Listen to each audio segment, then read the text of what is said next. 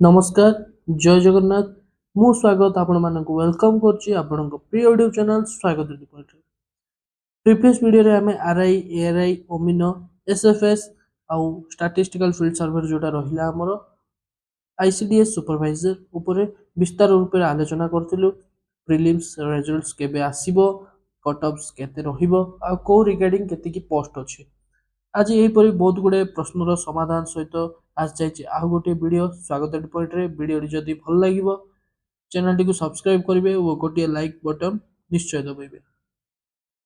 तो लेट न करी आरंभ करबा आज वीडियो जहाँकि रहिबो assistant teacher junior teachers second merit list आ ओटीटी रिजल्ट सहित रिलेटेड किछि इंफॉर्मेशन। तो कौन रही वीडियो रे आगो को देखिबा। जदि हमें देखिबा किछि प्रश्न जहाँकि असिस्टेंट टीचर एस्पिरेंट आ जो माने ओटीडी देइचंती किंबा डीएलएड करिसंती तो से मानको मन रे उकी मारुची। तो कौन रही है प्रश्न ना फर्स्ट ओटीटी रिजल्ट केबे आसीबो जहाँकि हेतिला एग्जाम केबे हेतिला कोन पे डिले होची ए विषय में आलोचना करिबा। आउ जहाँकि गवर्नमेंट आमर हाईकोर्ट फाइनल कले जे जेटीएस सेकेंड लिस्ट जहाँकि 20 के तुम वैकेंसी काढ़ी तार अप्रोक्स 30 के टीचर्स जॉब कर जेटीएस स्कीमेटिक अच्छा जोटा कि तो तार सेकेंड लिस्ट बाहर करे बोली कि जदि जेटीएस सेकेंड मेरिट लिस्ट बाहर तो एटी जोटा कि असिस्टेंट टीचर आसबार अच्छी सेटा डिले हम कि एवं जदि जेटीएस सेकेंड मेरिट लिस्ट बाहर किंबा असिस्टेंट टीचर जो मानकर एही वर्ष ओटीटी खराब जाइए से पुणी थे ओटीटी रो सुजोग मिलिबो कि असिस्टेंट टीचर आसीबा पूर्व तो यही रिगार्डिंग आज आम आलोचना करिया। फर्स्ट ओटीटी रिजल्ट केबे सबुठ बड़ क्वेश्चन मार्क देखिबा आगो को वीडियो रे। तो ओटीटी रिजल्ट केबे जदि हम एनालाइज करिबा ओटीटी जदि हमर एडमिट कार्ड केबे आस्तिला एडमिट कार्ड आसीतिला हमर 10/12/2025 अर्थात डिसेंबर मास 10 तारिख रे एडमिट कार्ड आस्तिला। आउ एग्जाम डेट एग्जाम केते तारिख रहितला both paper 1 and paper 2 17/12/2025 release answer key केबे ना 10 डेज परे जहा कि हमर 27 डिसेंबर 2025 रे रिलीज हेतिला एवं यहाँ तुम बहुत दिन दे नथिला ओनली 2 डेज जेतु ओटीटी तो ओनली 2 डेज ही सी नैथिला का ना ऑब्जेक्शन विंडो जहाँ को जदि लागुची क्वेश्चन रे किछिटा भूल अच्छी और आंसर ग्रेस मार्क मिलिबो। ग्रेस मार्क ऊपर बहुत गुड़े समस्या सब चली ऊपर को जीवानी बड़क ऑब्जेक्शन विंडो जोड़ा थिला सी अनुसार तुमको से 2 दिन टाइम देथिला ऑब्जेक्शन विंडो रे फिल करिया को एटा थिला 29/12 किंतु वीडियो करिवा टाइम जदि हमें मु एबे कहिबी प्राय आज हे गेला 10 तारिख तो जदि 30 भी धरदबा तो जनवरी 1 रु फेब्रुआरी 10 हो गेला तो अप्रोक्स 1 मंथ ऊपर हो गलानी जहाँकि तुम मानकर ओटीटी रिजल्ट आसबार प्रश्न नौनी केबे कह जनवरी 5 रे पळा आस्तांता जनवरी 10 जनवरी 15 एमती प्राय फेब्रुआरी 10 हो गला आज सुधा बड़का ओटीटी रिजल्ट रो नाम निशान ना किंतु आम पाखरे किछि इनफॉरमेशन जहाँकि आमर सोर्स रु मिली से सोर्स को जदि आम फोकस करवा तो संभावना केबे अछि ना ओटीटी रिजल्ट आसबार hopefully second week of February to third week of February तो होपफुली ही वीक रे यही वीक ताकि 10th फेब्रु 20th फेब एति भीतर तुमरो श्योर शॉट आसी जीवो कोन ना ओटीटी रो रिजल्ट्स आ जो माने पास हेबे से माने निश्चय निजर करेक्शन कर देथिबे मार्क्स तो जानि चुंदी प्राय का 50% आ का 60% ए सब ये ऊपर को जीवानी समस्त जानिथिबे। तो नेक्स्ट क्वेश्चन हमर जोड़ा थिला ना क्वेश्चन कोन थिला ना जेटीएस सेकंड मेरिट लिस्ट केबे बाहरिबो सबुठ बड़ प्रश्न जेटीएस सेकंड लिस्ट केबे बाहरिबो data date high court order date केबे मते भी मन पड़नी अप्रोक्स बिफोर 1 वीक मु धरिक चलिबी जहा कि हाईकोर्ट ऑर्डर देथिला जे जेटीएस सेकंड 1 वीक रो 2 वीक बेसी मध्य नै तो जेटीएस सेकंड मेरिट लिस्ट को छाड़ कौन क्वेश्चन थिला ना जो ତମର 20K କାଢିଥିଲ ଆଡଭର୍ଟାଇଜମେଣ୍ଟ ପୋଷ୍ଟରେ, ସେଇଠୁ ଯୋଉ ତମେ ଆପ୍ରୋକ୍ସ କେତେ ନା 16K, 16K ରୁ 17K ଆମେ ଧରିକି ଚାଲିବା ଯୋଉ ଫିଲ୍ ହେଇଥିଲା। ଆଉ ସେଇଠୁ ମଧ୍ୟ କେତେ ନା 13K ପିଲା ଆପ୍ରୋକ୍ସ ତମମାନଙ୍କର ଜଏନ୍ କରିଥିଲେ ଜେଟିଏସ୍ ରେ। ତ ଏଠି କ୍ୱେଶ୍ଚିନ୍ ମାର୍କ ମେ ବି ଫାଷ୍ଟ ଉଠୁଛି ତ 3K, ସେ 3K ପିଲା ଆପ୍ରୋକ୍ସକୁ ନବ ସେକେଣ୍ଡ ଲିଷ୍ଟରେ ନା 13K ଯଦି ଜଏନ୍ ହେଇଛନ୍ତି 7K ପିଲାକୁ ନବ ଜେଟିଏସ୍ ର ସେକେଣ୍ଡ ଲିଷ୍ଟରେ, ସବୁଠୁ ବଡ଼ କ୍ୱେଶ୍ଚିନ୍ ମାର୍କ। କିନ୍ତୁ ଜେଟିଏସ୍ ସେକେଣ୍ଡ ଲିଷ୍ଟ ଓସେପା, ଯଦି ଆମେ ଓସେପା କଥା କହିବା, ସିଏ ଏବେ ମଧ୍ୟ ରାଜି ନାହିଁ ଯାହା ଲାଗୁଛି ଯୋଉମାନଙ୍କର ଜେଟିଏସ୍ ସେକେଣ୍ଡ ଲିଷ୍ଟକୁ ଦେବା ପାଇଁ। କାରଣ ଯାହା ଜଣାପଡ଼ୁଛି ଓସେପା ନିଜ ଆଡ଼ରୁ କିଛି ମଧ୍ୟ ତତ୍ପରତା ନାହିଁ। ପିଲାମାନେ ବହୁତ ଏଇ ଜିନିଷକୁ ନେଇକି ଚିନ୍ତିତ। ବହୁତ ଦିନ ହେଇଗଲାଣି, 1.5 ବର୍ଷ 2 ବର୍ଷ ହେଇଗଲାଣି ପିଲାମାନେ ଜଏନ୍ କରିକି, ଆଉ ଏ ପ୍ରୋସେସ୍ ହେଇକି 3 ବର୍ଷ ପ୍ରାୟ ହେଇଗଲାଣି। 2023ରେ ଆସିଥିଲା, ତ 2026 ଯୋଉ ଧରିବା ଯାହାବି, ତ ଆପ୍ରୋକ୍ସ 3 ବର୍ଷ ହେଇଗଲାଣି, କିନ୍ତୁ ଏଇ ଜିନିଷର ସମାଧାନ ଆଜି ପର୍ଯ୍ୟନ୍ତ ହେଇପାରୁନି। ଆଉ ହାଇକୋର୍ଟର ଅର୍ଡର, ଆମର ଯୋଉ ଗଭର୍ଣ୍ଣମେଣ୍ଟ ଅଛି ତାର ତ ଲ ଅଛି ଆଗରୁ, କନଷ୍ଟିଟ୍ୟୁସନ ଆମକୁ ସେ ଅଧିକାର ଦଉଛି, ଯଦି ତମମାନଙ୍କର ଲାଗୁଛି ହାଇକୋର୍ଟରେ ତମମାନଙ୍କର ନ୍ୟାୟ ଖଣ୍ଡନ ହଉଛି, ତ ତମମାନେ ଏଇ ଜିନିଷକୁ ନେଇକି କୋର୍ଟ ଯାଇପାରିବ ନା ସର୍ବୋଚ୍ଚ ନ୍ୟାୟାଳୟ ବା ସୁପ୍ରିମକୋର୍ଟ, ତ ସୁପ୍ରିମକୋର୍ଟକୁ ଯାଇପାରିବ। ଆଉ ଏଇ ଜିନିଷ ମୁଁ କହିବାର କାରଣ କ'ଣ, ଗୋଟେ 8.7 କ୍ଲୋଜ୍ ଅଛି ଯୋଉଠି ଏଇ ଜିନିଷଟା କ୍ଲିୟରଲି ମେନସନ୍ ଗୋଟେ ଜିନିଷ ଦେଇଦେଇଛି, ଆଉ ସେଇ ଜିନିଷ ଧରିକି ହିଁ ହାଇକୋର୍ଟଟା ସୁପ୍ରିମକୋର୍ଟ ଯିବାର ଚାନ୍ସେସ୍ ଅଛି।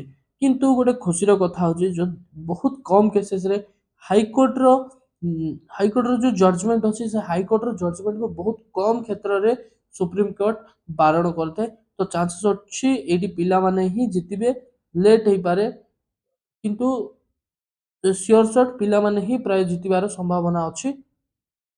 କିନ୍ତୁ ଆମେ ଯଦି କହିବା ଜଷ୍ଟିସ୍ ଡିଲେଡ୍ ମିନ୍ସ ଜଷ୍ଟିସ୍ ଡିନାଇଡ୍, ତ ଯଦି ଲେଟ୍ ହେଇଯିବ ତ ଏଇଟା ପିଲାମାନଙ୍କ ପାଇଁ ଇନଜଷ୍ଟିସ୍ ହେଇଯିବ, ତ ଏଇଟା ମଧ୍ୟ ଗୋଟେ କ୍ୱେଶ୍ଚିନ୍ ମାର୍କସ୍। ଯଦି ଏବେ ଏଇଟା ଥିଲା ଜେଟିଏସ୍ ର ସେକେଣ୍ଡ ମେରିଟ୍ ଲିଷ୍ଟ, ଯୋଉଟାକି ମୋ ପଏଣ୍ଟ ଅଫ୍ ଭ୍ୟୁ ଆଉ ବହୁତ ଜଣଙ୍କ ପଏଣ୍ଟ ଅଫ୍ ଭ୍ୟୁ, ଆଉ ଏଇ ଜିନିଷ ହେବାର ସମ୍ଭାବନା ମଧ୍ୟ ଅଛି। ତ ଜେଟିଏସ୍ ମେରିଟ୍ ଲିଷ୍ଟ କେବେ ଆସିବ, ଯଦି ଆସିବ ତାହେଲେ ଯେହେତୁ ଓସେପା ନିଜ ଆଡ଼ରୁ କିଛି ତତ୍ପରତା ନାହିଁ, ଆପ୍ରୋକ୍ସ ଆମେ ଧରିକି ଚାଲିବା ମେ ଜୁନ୍ ଆଡ଼େ ତମର ଆସିଲା ଭଳି ଅଛି। ଯଦି ଛାଡୁଛି ଜେଟିଏସ୍ ସେକେଣ୍ଡ ମେରିଟ୍ ଲିଷ୍ଟ, ତ ସେଇ ସମୟରେ ଆସିବ। ଆଉ ଯଦି ସେ ସୁପ୍ରିମକୋର୍ଟରେ କେସ୍ କରୁଛି ମାନେ ଆଉ 2 ବର୍ଷ ଏଇଠି ଏଡ୍ କରିଦିଅ। କେତେ ବର୍ଷ ନା 2 ବର୍ଷ ଏଇଠି ଏଡ୍ କରିଦିଅ। ଏଇଟା ରହିଛି ଜେଟିଏସ୍ ସେକେଣ୍ଡ ମେରିଟ୍ ଲିଷ୍ଟ ବିଷୟରେ କଥା।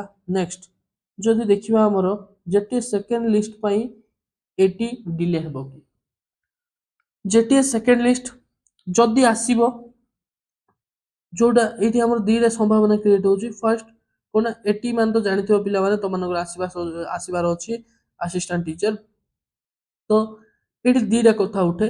If OSEPA wants to give second merit list, ଯଦି ଓସେପା ଚାହିଁବ ଯେ ମୁଁ ଜେଟିଏସ୍ ର, କାରଣ ଜେଟିଏସ୍ ର ସେକେଣ୍ଡ ମେରିଟ୍ ଲିଷ୍ଟ ଦେବି, ଯଦି ଜେଟିଏସ୍ ର ସେକେଣ୍ଡ ମେରିଟ୍ ଲିଷ୍ଟ ଦେବି ତାହେଲେ ଏଠି ଉପରେ କ'ଣ ପ୍ରଭାବ ପଡ଼ିବ, ଏଠି ଆସିବାକୁ କେତେ ଦିନ ଲାଗିବ, ତ ଏଇଠି ଗୋଟେ ପ୍ରଶ୍ନ ମାର୍କ।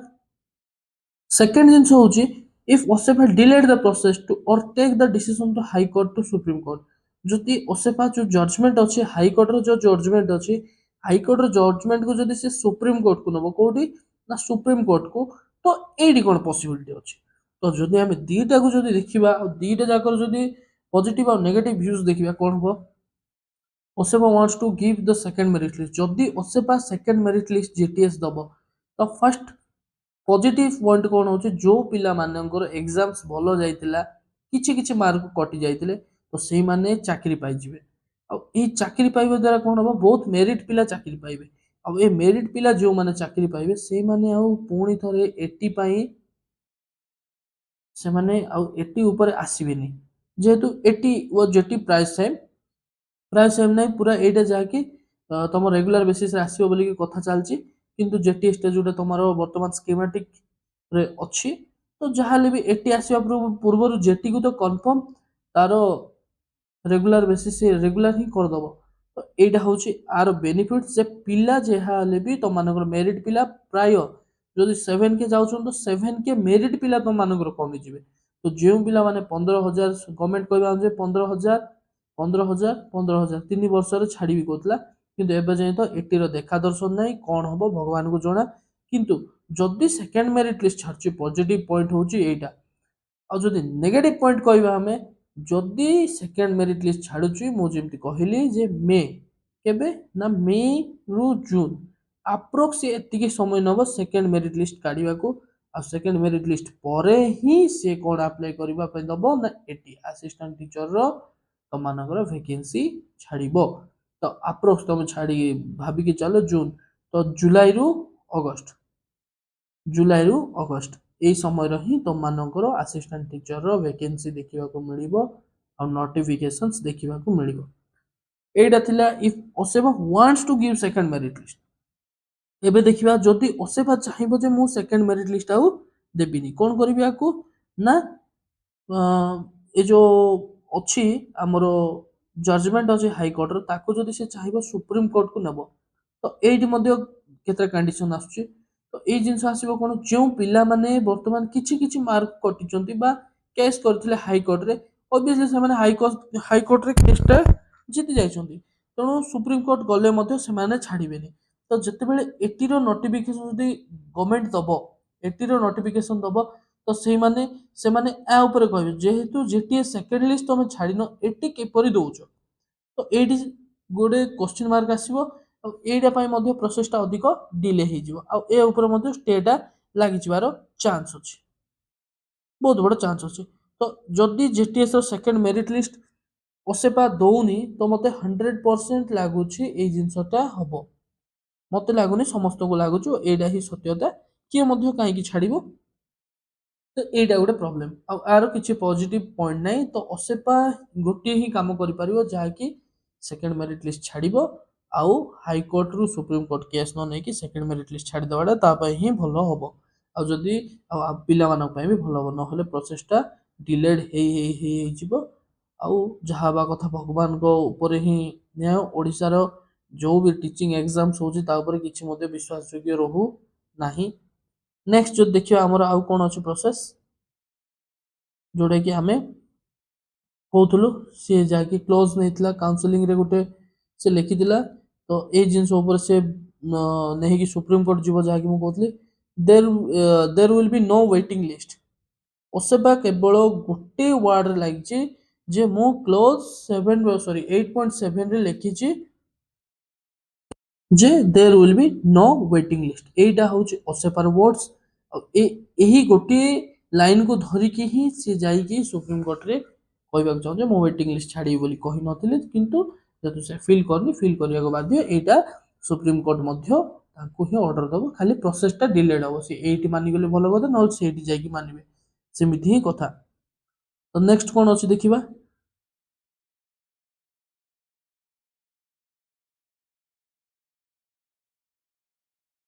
ନେକ୍ସଟ ଗୋଟେ କ୍ୱେଶ୍ଚିନ୍ସ ନା କ'ଣ ଅଛି ନା ଏଟି ପୂର୍ବରୁ ପୁଣି ଥରେ ଓଟିଇଟି ଆସିବ କି, ସବୁଠୁ ବଡ଼ ପ୍ରଶ୍ନ। ଯାହାକି ଆମର ସାଧାରଣତଃ ଦେଖିବା ମାନେ ଓଟିଇଟି ଇୟରଲି 2 ଟାଇମ୍ସ ହେଉଛି, ଆଗରେ ଥିଲା 1 ଟାଇମ୍ସ ପିଲାମାନେ, ଏବେ ପ୍ରାୟ 2 ଟାଇମ୍ସ ହେଇଯାଉଛି। କେବେ ଓଟିଇଟି ତ ଓଟିଇଟି ଆରାମରେ ଧରିକି ଚାଲିବା ଆମେ ବର୍ଷକୁ 2 ଥର ହେଉଛି। ତ ଯଦି ଏଟି ପୂର୍ବରୁ ଦେଖିବା, ଆମେ ଯଦି ଦେଖିବା ଜେଟି ଯୋଉଟାକି ପ୍ରାୟ ଆମେ ହୋପଫୁଲି ଧରୁଛୁ ମେ ରୁ ଜୁନ ଆଡ଼କୁ ତମମାନଙ୍କର ରେଜଲ୍ଟ ଛାଡ଼ିବ। ଆଉ ଯେହେତୁ ପଞ୍ଚାୟତ ଇଲେକ୍ସନ ଅଛି, ଏଇଟା ଗଭର୍ଣ୍ଣମେଣ୍ଟ ଉପରେ ବି ପ୍ରେସର, ତ ପ୍ରାୟ ଚାନ୍ସ ଅଛି ଏତିକି ଭିତରେ ହିଁ ଦେଇଦବ। ତ ଯାହା ହେଲେ ବି ମେ ଜୁନ ଭିତରେ ଟାଇମ ମିଳିଗଲା। ଜୁଲାଇରୁ ଅଗଷ୍ଟ ଯଦି ଦେଖିବା, ଜୁଲାଇ ଅଗଷ୍ଟ ସୁଦ୍ଧା ତମମାନଙ୍କର ହୋପଫୁଲି ଯଦି ଗଭର୍ଣ୍ଣମେଣ୍ଟର ପ୍ରୋସେସ ସ୍ପିଡ୍ ରହିବ, କେବେ ହୁଏନି ଏତିକି ବଳକା, ହୋପଫୁଲି ଯଦି ଏତିକି ହେଇଗଲା ଜୁଲାଇରୁ ଅଗଷ୍ଟ ସୁଦ୍ଧା ତମମାନଙ୍କର ଏଟି ଦେଖିବାକୁ ମିଳିବ। ତ ଯଦି ମାନେ ହୋପଫୁଲି ଯଦି ଏତେ ସବୁ ଜିନିଷ ଆମେ ଅଗଷ୍ଟ ଯାଏଁ ଦେଖିବା, ତ କେତେ ହେଉଛି ନା ଏବେ ରହିଲା ଫେବୃଆରୀ, ଫେବୃଆରୀ ପରେ ରହିଗଲେ ତମର ମାର୍ଚ୍ଚ ପରେ ଏପ୍ରିଲ ପରେ May June July August, approx ତମମାନଙ୍କ March April May June July August 6 months ରହିଲା। 6 ମନ୍ଥs ଭିତରେ ଅବଭିୟସଲି ଯାହା ହୋପଫୁଲି ଯଦି ଫେବୃଆରୀ ମନ୍ଥ ଏଣ୍ଡ ସୁଦ୍ଧା ତମମାନଙ୍କର ଯାହାକି ଆମେ ଏଇ ୱିକରେ ଆସିବ ବୋଲି ଏକ୍ସପେକ୍ଟେସନ ରଖୁଛୁ, ଓଟିଇଟି ର ରେଜଲ୍ଟ ପଳେଇ ଆଉଛି, ତାହେଲେ ଆମମାନଙ୍କର କ'ଣ ହବ ନା ଜୁନିୟର ଟିଚରର ପାଇଁ ଆସିଥିବା ଯେଉଁ ଆଉ ଥରେ ପୁଣି ଥରେ ଓଟିଇଟି ଆଉ ଗୋଟେ ଦେଖିବାକୁ ମିଳିବ। ଆଉ ଯେଉଁ ପିଲାମାନେ ଓଟିଇଟି ଏଥର ଖରାପ ଯାଇଛି, ପୁଣି ଥରେ ଓଟିଇଟି ଦେଇକି କ୍ଲିୟର କରିବାର ସମ୍ଭାବନା ରହିବ। तो आज भिडियो ये रखा जहाँ इनफर्मेशन मिलता मुझे आपण सहित सेयार कली किसी भिडियो जदि किसी भल लगी तो निश्चय जो पिला माने इंटरेस्टेड एटी पढ़ापढ़ी करने इंटरेस्टेड से पठेबे और भिडियो गोटे गोटे लाइक करेंगे। जय जगन्नाथ।